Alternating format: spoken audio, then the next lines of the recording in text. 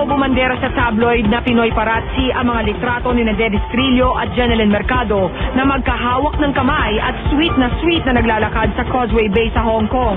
Dahil rito lumabas ang mga spekulasyon na may relasyon na raw ang dalawa.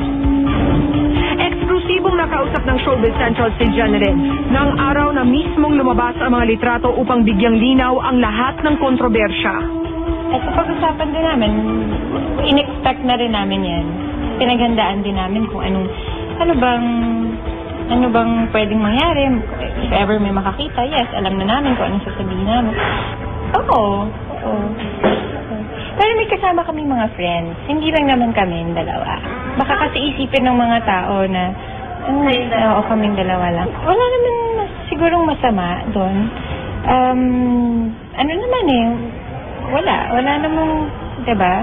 Wala naman kaming ginagawang masama. So, magkasama kami sa Gumapang, magkaibigan kami ni Dennis, and happy kami sa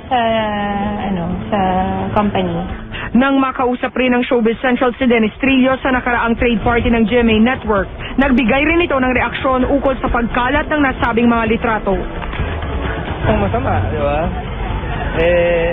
Yun lang siguro, may picture na nakita, magkasama kami. So, alam mo naman mga tao, hindi mo makokontrol kung ano yung mga maglalaro sa mga utak niyan. Lumabas rin ang usap-usapang ipinag-shopping raw ng husto ni Dennis si Jeneline while they were in Hong Kong.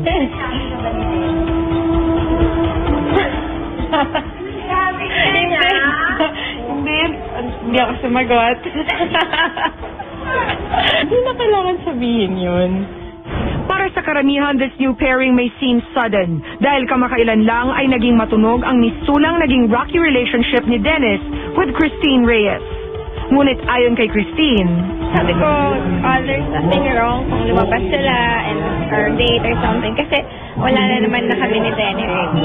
Hindi na rin naman kami nag-uusap. Pero wala kaming nakamove on na diba? So parang okay lang siguro. I mean, okay lang sa akin na makipag-date sa event, lalo naman sa akin. So okay lang talaga. Siyempre hindi naman, katulad na nasabi ko, wala naman kaming commitment. Hindi naman kami. Masaya lang kami. Saka, hindi naman ako papasok sa ganong gulo. Ayoko ng ganong gulo. Well, hindi natin masasabi siguro in God's time. Pero, diba, parang ngayon, in-enjoy ko lang naman yung pagiging, diba, magkaibigan naming dalawa. At, ayun, ganun lang. Kung sinagot na ako, hindi ko nasasabihin na exclusively dating, siyempre. So, kaya ako sinabi exclusively dating, dahil exclusively dating. Kaya, hindi pa kami